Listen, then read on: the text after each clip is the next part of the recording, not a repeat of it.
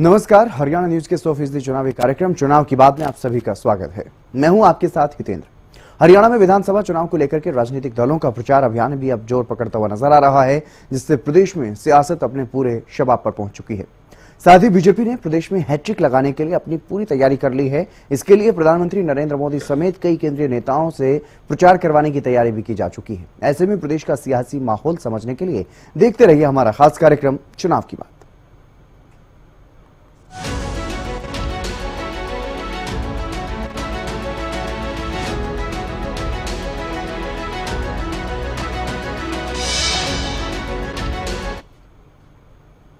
चुनाव की बात में सबसे पहले बात करते हैं मुख्य विपक्षी दल कांग्रेस की। कांग्रेस की तरफ से अभी तक आधे से भी कम उम्मीदवार अपने चुनावी मैदान में उतारे गए हैं, बल्कि 49 ऐसी सीटें हैं जहां पर अभी तक उम्मीदवार नहीं उतारे गए हैं। तो ऐसे में यह माना जा रहा है कि जल्द ही कांग्रेस की अगली सूची आने वाली है। कांग्रेस मुख्यालय में ऑब्जर्वर्स की मीटिंग भी हुई। मीटिंग में कांग्रेस महासचिव के.सी. वेणुगोपाल शामिल हुए। कांग्रेस के जो राष्ट्रीय अध्यक्ष मल्लिकार्जुन खड़गे वो भी मौजूद रहे। टिकटों को लेकर के ऑब्जर्वर्स के साथ मंथन हुआ और 49 सीटों पर प्रत्याशियों का जल्द ऐलान करेगी कांग्रेस। अब तक 41 सीटों पर उम्मीदवारों की घोषणा कांग्रेस की तरफ से की गई है। आपको बता दें अभी तक 2 सूचियां जारी हुई हैं। एक सूची जिसमें 32 नामों का ऐलान कांग्रेस की तरफ से किया गया और दूसरी सूची जिसमें 9 नाम जिनकी घोषणा की गई। जब पहली सूची सामने आई, 32 उम्मीदवारों की सूची सामने आई, तब यह माना जा रहा था कि जो इतने भी तमाम विधायक हैं, मौजूदा विधायक हैं, उनको कांग्रेस की तरफ से चुनावी मैदान में उतारा जा सकता है। और वैसा ही हुआ। तमाम मौजूदा विधायकों को ही एक बार फिर से उन पर भरोसा जताया गया और उनके अलावा 2-3 चेहरे ऐसे भी थे जिनको अलग से उतारा गया। और उसके बाद अगर बात करते हैं दूसरी सूची की, तो दूसरी सूची में भी वही वरिष्ठ नेता जिनकी ज्यादा संभावनाएं मानी जा रही थी, उन्हीं नामों का ऐलान किया गया। लेकिन अब तीसरी सूची का इंतजार किया जा रहा है। नामांकन में भी सिर्फ 2 दिन बाकी हैं नॉमिनेशन करने के लिए। तो ऐसे में जल्द ही कांग्रेस की तीसरी सूची भी सामने आ सकती है। अपराजिता हमारी संवाददाता हमारे साथ जुड़ गई हैं अधिक जानकारी के साथ। अपराजिता, क्या कुछ ज्यादा जानकारी सामने आ रही है? अगली सूची कब तक सामने आ सकती है कांग्रेस की? माना जा रहा है कि जल्द ही कांग्रेस की तीसरी सूची भी सामने आने वाली है।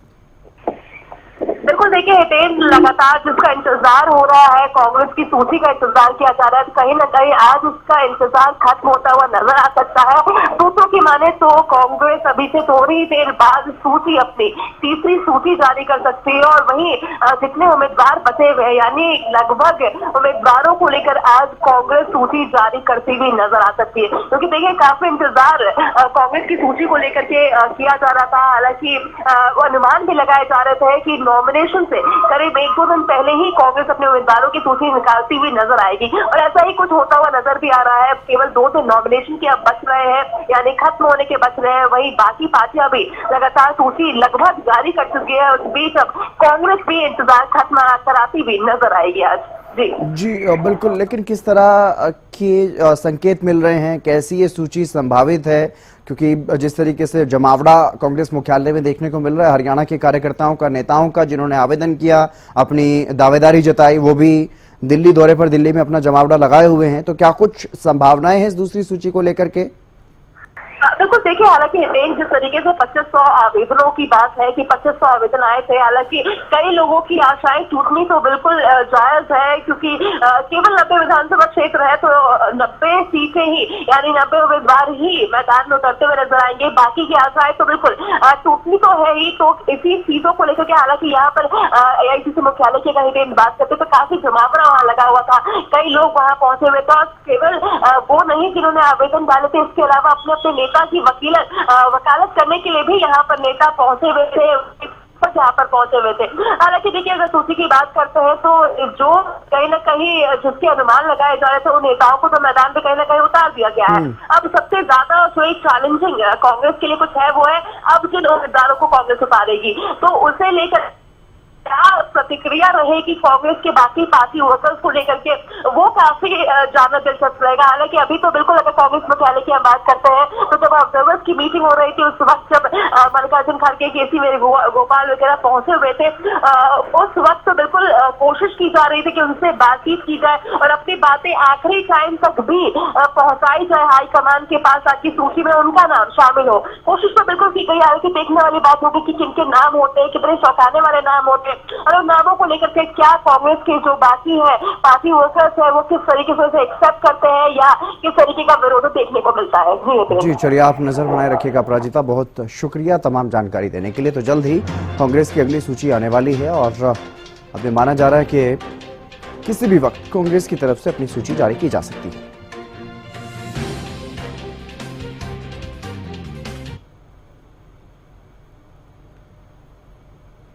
और अब बात करते हैं चुनाव की बात में भारतीय जनता पार्टी की। भारतीय जनता पार्टी की तरफ से अपने लगभग सभी सीटों पर उम्मीदवार उतार दिए गए हैं। सिर्फ 3 सीटें ऐसी बची हैं जहां पर अभी भी संशय की स्थिति बनी हुई है, लेकिन 21 उम्मीदवारों की दूसरी सूची का ऐलान किया गया। पिहोवा से बीजेपी ने अपना उम्मीदवार बदला है, जय भगवान शर्मा को यहां पर अब उम्मीदवार बनाया है। हरियाणा न्यूज की खबर पर मोहर लगी। पटौदी से सत्यप्रकाश जरावता की टिकट काटी गई है, तो वहीं सोना की जगह संजय सिंह को अब नूह से टिकट दी गई है। बड़खल से सीमा त्रिखा की टिकट कट गई है। बावल से डॉक्टर बनवारी लाल की टिकट कट गई है। बीजेपी ने 87 सीटों पर उम्मीदवारों का ऐलान अपने कर दिया है। महेंद्रगढ़, सिरसा और फरीदाबाद एनआईटी में अभी होल्ड किया गया है इन सीटों को। यहां पर अभी किसी भी उम्मीदवार को नहीं उतारा गया है। हरियाणा विधानसभा चुनाव के लिए भारतीय जनता पार्टी की तरफ से अपने उम्मीदवारों की दूसरी सूची जारी की गई है। इस सूची में कुल 21 नाम, इससे पहले 67 नामों पर पहले ही उम्मीदवारों का ऐलान किया जा चुका है। बीजेपी के उम्मीदवार एजाज खान पुनाना से, जय भगवान शर्मा पिहोवा से, कृष्णा गहलावत राई से, मनोज रावत हथीन से चुनावी मैदान में उम्मीदवार बनाए गए हैं। पवन सैनी नारायणगढ़ इनको भेजा गया है लाडवा से, और सतपाल जांबा को पुंडरी, तो योगेंद्र राणा को असंध से चुनावी मैदान में उतारा गया। देवेंद्र कौशिक गन्नौर से बीजेपी की टिकट पर चुनाव लड़ते हुए नजर आएंगे। प्रदीप सांगवान बड़ौदा से चुनाव लड़ते हुए दिखाई देंगे, और कैप्टन योगेश बैरागी जुलाना से, तो कृष्ण कुमार बेरी नरवाना से, सरदार बलदेव सिंह डबवाली से। कृष्ण बेदी की भी सीट बदली गई है। आमिर चंद मेहता एलनाबाद से, मनीष ग्रोवर रोहतक से चुनावी मैदान में नजर आएंगे। ओम प्रकाश यादव पर फिर से भरोसा जताया गया, नारनौल से ये चुनाव लड़ेंगे। डॉक्टर कृष्ण कुमार बावल, इस सीट पर इन्हें उम्मीदवार बीजेपी ने बनाया है। बिमला चौधरी पटौदी, संजय सिंह नूह, नसीम अहमद फिरोजपुर झिरका, हरिंदर सिंह रामरतन होडल से, तो धनेश अदलखा बड़खल से चुनावी मैदान में भारतीय जनता पार्टी की टिकट पर नजर आएंगे। और बीजेपी की दूसरी लिस्ट में किस किस का टिकट कटा है वो तस्वीरें भी आप देख लीजिए। डॉक्टर बनवारी लाल कैबिनेट मंत्री रहे, बावल से विधायक थे हैं और इनकी टिकट काट दी गई है। सीमा त्रिखा इसी तरह से बड़खल से ये विधायक चुनी गई थी साल 2019 में, और अब नायब सैनी सरकार में राज्य मंत्री थी, शिक्षा मंत्रालय का प्रभार संभाल रही थी। इनकी भी टिकट काटी गई है। सत्यप्रकाश जरावता मनोहर लाल के करीबी माने जाते रहे हैं, पटौदी से मौजूदा विधायक, लेकिन इनकी भी टिकट काट दी गई। इसी तरह से निर्मल रानी की अगर बात करें, गन्नौर से इनकी टिकट काटी गई है। बख्शीश सिंह विर्क असंध से पिछली बार चुनावी मैदान में थे, इनकी भी टिकट कटी है। जाकिर हुसैन नूह से उम्मीदवार थे बीजेपी के पिछली बार, इनकी भी टिकट काट दी गई है।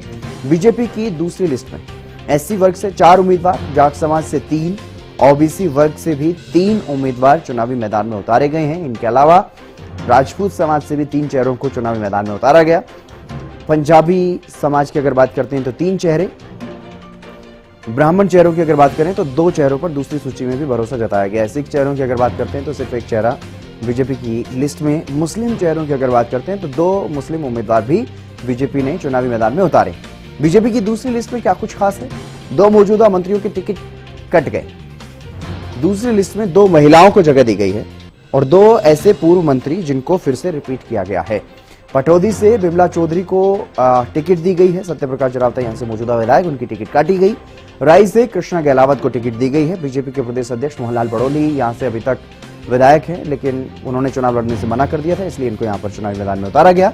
कृष्ण कुमार जो कि बावल से उम्मीदवार बनाए गए हैं, वो प्रशासनिक अधिकारी रहे। पिहोवा सीट पर भी उम्मीदवार बदला गया है। पिहोवा में जो अभी हाल ही में पहली लिस्ट जारी की गई थी भारतीय जनता पार्टी की तरफ से, उसमें जो उम्मीदवार का ऐलान किया गया, उन्होंने अपनी टिकट वापस की, तो उसके बाद अब जय भगवान शर्मा को यहां पर टिकट दी गई। 2 मुस्लिम उम्मीदवारों को टिकट दी गई है।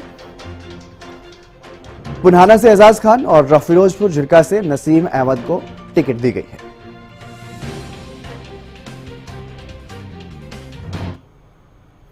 हरियाणा विधानसभा चुनाव के लिए बीजेपी और कांग्रेस की ओर से उम्मीदवारों के ऐलान का सिलसिला जारी है। अब आपको बता देते हैं कि कौन सी वो हॉट सीटें हैं जहां पर मुकाबला कांटे का रहने वाला है, कांटे की टक्कर देखने को मिल सकती है। ये सबसे पहली सीट लाडवा, नायब सैनी और मेवा सिंह।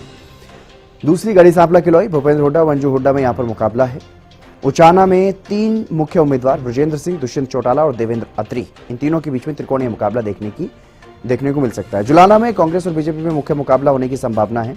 इसराना में भी इसी तरह से बीजेपी और कांग्रेस में मुख्य मुकाबला माना जा रहा है।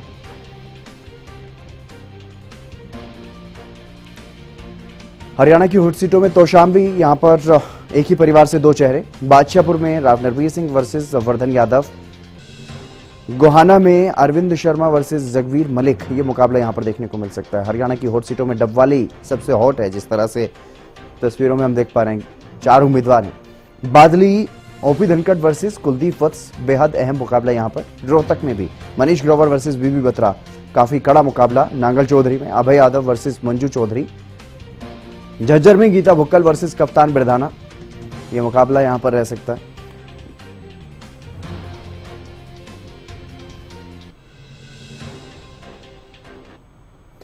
हरियाणा में चुनाव को लेकर नामांकन का सिलसिला भी लगातार जारी है। इसी कड़ी में लाडवा से बीजेपी प्रत्याशी नायब सैनी और नारनौल से कैप्टन अभिमन्यु और भिवानी से घनश्याम सर्राफ ने पर्चा भरा, तो वहीं दूसरी तरफ कांग्रेस प्रदेश अध्यक्ष उदय भान ने होडल से नॉमिनेशन फाइल कर दिया है और नूहू से कांग्रेस प्रत्याशी आफ्ताब अहमद ने भी नामांकन अपना भर दिया है।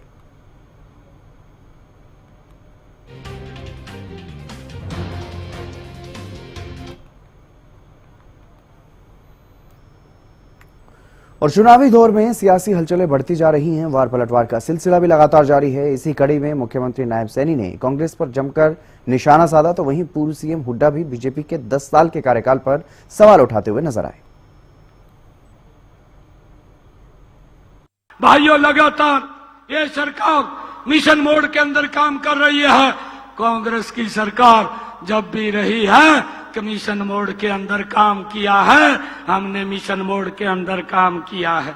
भाइयों, हमने हरियाणा के युवाओं को बिना पर्ची बिना खर्ची के रोजगार देने का काम किया है। कांग्रेस के शासन में तो पर्ची खर्ची से युवाओं को रोजगार मिलता था, बिना भेदभाव के हमारी सरकार ने भाइयों ये काम किया है। कांग्रेस की जो भर्ती रोको गैंग है, उसने 25,000 युवाओं की नौकरी को रोक दिया है। उनके परिणाम तैयार हैं। मैंने वो लोग चीफ इलेक्शन कमीशन पे गए, हाई कोर्ट में गए और जाकर के रोक दिया कि ये रिजल्ट ना निकालें। हुड्डा साहब, भर्ती रोको गए। मैं आज आप लोगों को लाडवा की इस ऐतिहासिक भूमि से ये दोबारा कहना चाहता हूं कि आप जितना मर्जी जोर लगा लीजिए, जब 8 तारीख को रिजल्ट आएगा, पहले हमारे 25,000 युवा ज्वाइनिंग लेटर लेंगे। एक काम बता दो इस सरकार ने किया, एक काम बता दो, खुला सवाल है मेरा। फिर भाई किस नाम की वोट मांग रही है, पूछो इनसे। इन्होंने 10 साल में बिजली, 1 यूनिट बिजली नहीं लगाई, 1 खंबा मेट्रो का नहीं लगाया, 1 इंच रेलवे लाइन नहीं बिछाई, कोई बड़ी शिक्षण संस्था नहीं बनाई। एक भी काम बता दो। 36 बिरादरी ने ये फैसला कर चुके हैं कि आने वाली सरकार कांग्रेस पार्टी की सरकार बनाएंगे। कांग्रेस आ रही है, भाजपा जा रही है। कांग्रेस की सरकार बनेगी तो होडल को बड़ा भारी हिस्सेदारी मिलेगी सरकार में, मैं कह के जा रहा हूं।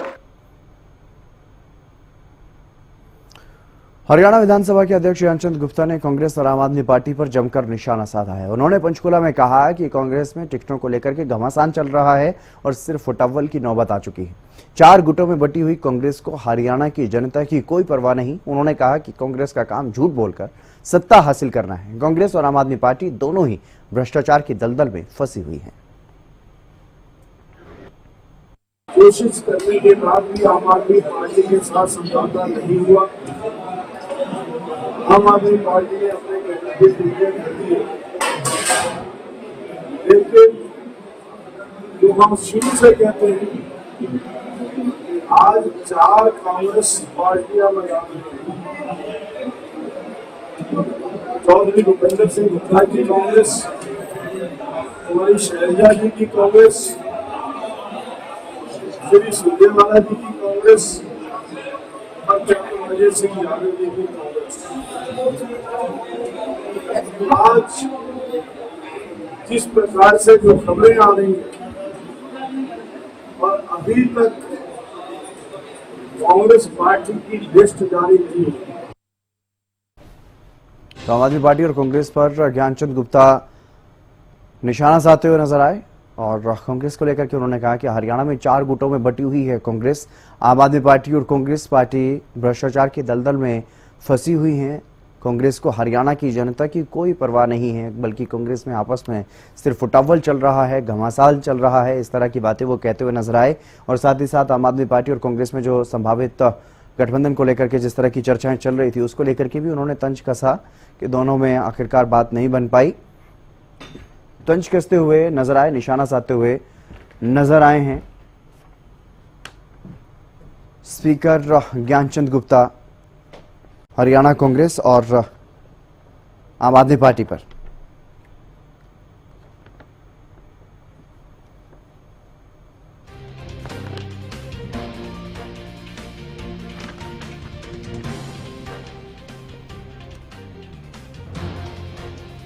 तो हरियाणा में 4 गुटों में कांग्रेस बटी हुई है, यह आरोप लगाते हुए नजर आए।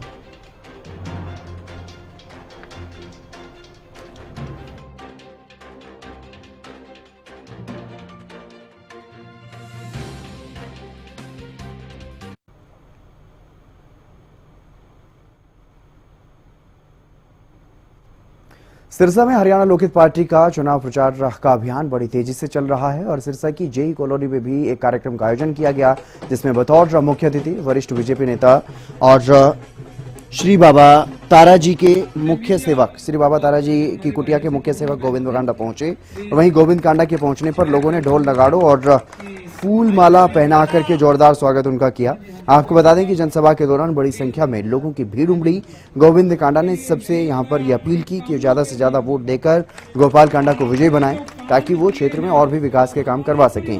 गोविंद कांडा ने बताया कि कोरोना के समय कांडा परिवार कि जो घर के दरवाजे हैं वो हमेशा खुले रहे, जबकि कुछ नेताओं ने घर में घुसने तक नहीं दिया लोगों को। उस समय मुश्किल समय में कांडा परिवार ने सबकी सहायता की।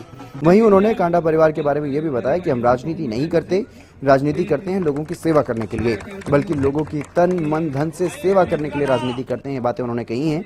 वहीं ढाणी के लोगों ने आश्वासन दिया कि वो सब कांडा परिवार के साथ हैं।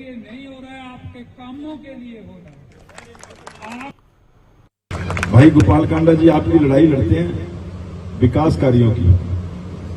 समाज सेवा तो हमें बाबा तारा जी से, हमारे पिताजी से मिली है, हमने करनी है करनी। मैं राजनीतिक में जब भाई गोपाल कांडा जी आए थे तो उनसे सबसे पहले यही बात थी कि मैं राजनीतिक में आगे राजनीतिक के मुआयने बदल दूंगा, राजनीतिक सोच बदल दूंगा।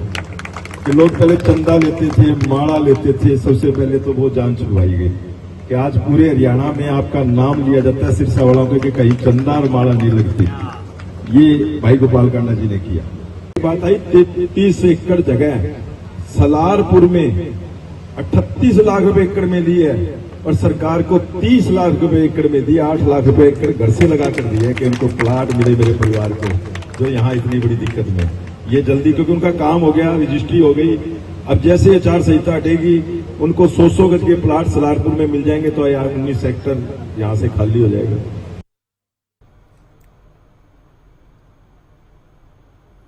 चुनाव की बात में अब बात केंद्रीय नेताओं के चुनाव प्रचार की। हरियाणा विधानसभा चुनाव को लेकर के जहां नेता जोर शोर से प्रचार में जुटे हुए हैं, तो वहीं सूबे में अब बड़े बड़े नेताओं की भी एंट्री होने वाली है। इनमें सबसे पहला कार्यक्रम प्रस्तावित है पीएम मोदी का। पीएम मोदी 14 सितंबर को धर्मनगरी कुरुक्षेत्र पहुंच रहे हैं और चुनावी शंखनाद कुरुक्षेत्र से करेंगे। क्या वजह है कि कुरुक्षेत्र को ही चुना गया है, इस रिपोर्ट में आप देखिए।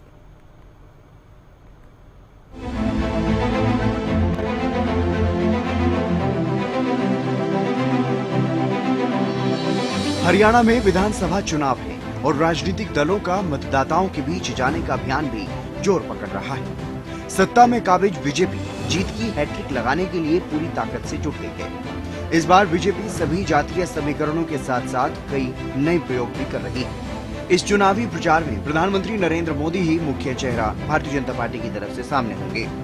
प्रधानमंत्री की चुनावी रैलियों का शेड्यूल भी लगभग फिक्स हो चुका है। प्रधानमंत्री मोदी हरियाणा विधानसभा चुनाव के चलते कई रैलियां करेंगे। पीएम मोदी सबसे पहली रैली 14 सितंबर को करेंगे। 14 सितंबर से हरियाणा विधानसभा चुनाव के लिए पीएम अपना अभियान शुरू करेंगे। प्रधानमंत्री के कुरुक्षेत्र दौरे को लेकर तैयारियां जोरों पर हैं। बीजेपी नेताओं और कार्यकर्ताओं में पीएम मोदी के कार्यक्रम को लेकर खासा उत्साह देखने को मिल रहा है। राज्य मंत्री सुभाष सुधा ने कार्यक्रम स्थल पर पहुंचकर थीम पार्क का जायजा लिया और पीएम की सुरक्षा संबंधी तैयारियों का भी निरीक्षण किया। वहीं दूसरी ओर अब सवाल ये उठता है कि प्रधानमंत्री नरेंद्र मोदी कुरुक्षेत्र से ही क्यों अपने चुनाव प्रचार अभियान की शुरुआत करने जा रहे हैं, ये भी आपको बता देते हैं। कुरुक्षेत्र जिले में कुल 4 विधानसभा सीटें आती हैं। इसमें शाहबाद, थानेसर, लाडवा और पिहोवा सीटें शामिल हैं। कुरुक्षेत्र की लाडवा सीट से सीएम नायब सैनी चुनाव लड़ रहे हैं। ऐसे में भी पीएम का कुरुक्षेत्र दौरा काफी अहम माना जा रहा है। तो वहीं हाल ही के लोकसभा चुनाव में बीजेपी को कुरुक्षेत्र में बड़ी जीत मिली, यानी साफ है कुरुक्षेत्र लोकसभा सीट के जरिए कुरुक्षेत्र लोकसभा सीट की 9 विधानसभा सीटों को भी साधने का प्रयास पीएम मोदी करेंगे। कुरुक्षेत्र की धरती से जीटी रोड बेल्ट को भी साधने का प्रयास प्रधानमंत्री नरेंद्र मोदी का रहने वाला है। जीटी रोड बेल्ट पर भी बीजेपी का विशेष फोकस बना हुआ है। धर्मनगरी कुरुक्षेत्र में भगवान श्री कृष्ण ने गीता का संदेश दिया था। बीजेपी भी गीता महोत्सव को हमेशा खास अहमियत देती रही है। हरियाणा में बीजेपी नेता पिछले 10 साल की उपलब्धियों को गिना रहे हैं और उसी के दम पर वोट मांग रहे हैं। साथ ही कांग्रेस काल के भ्रष्टाचार पर भी बात की जा रही है। बीजेपी किसान और महिला मतदाताओं पर विशेष फोकस बनाए हुए है। इसके अलावा बीजेपी 24 फसलों की एमएसपी पर खरीद, सरकारी नौकरियों में बिना पर्ची और खर्ची की नियुक्तियां होने को बड़ी उपलब्धि के तौर पर पेश कर रही है। बता दें, एनडीए को लोकसभा में पहले जैसे नतीजे नहीं मिले और इस वजह से बीजेपी हरियाणा विधानसभा चुनाव में अधिक सक्रिय नजर आ रही है। बीजेपी ने बड़ी संख्या में ओबीसी चेहरों पर दांव लगाया है। सीएम फेस भी ओबीसी चेहरे सीएम नायब सैनी को बनाया गया, तो वहीं लगभग उतने ही जाट चेहरों को भी मैदान में उतारा गया है। ब्राह्मण और पंजाबी समाज के उम्मीदवारों पर भी बड़ी संख्या में दांव लगाया गया। बीजेपी ने सोशल इंजीनियरिंग करने का काम किया है और सरकार विरोधी लहर से निपटने के लिए पार्टी ने अलग अलग सीटों पर कई चेहरों में बदलाव करने का काम भी किया है। Bureau report, Haryana news.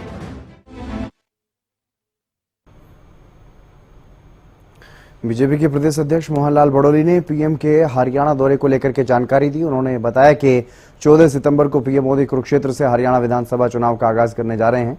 तो वहीं प्रदेश अध्यक्ष मोहनलाल बड़ोली ने कांग्रेस की लिस्ट पर भी तंज कसा। उन्होंने कहा कि कांग्रेस ने दागदार नेताओं को उम्मीदवार बनाया, जबकि बीजेपी ने सभी प्रत्याशी अच्छी छवि वाले उतारे।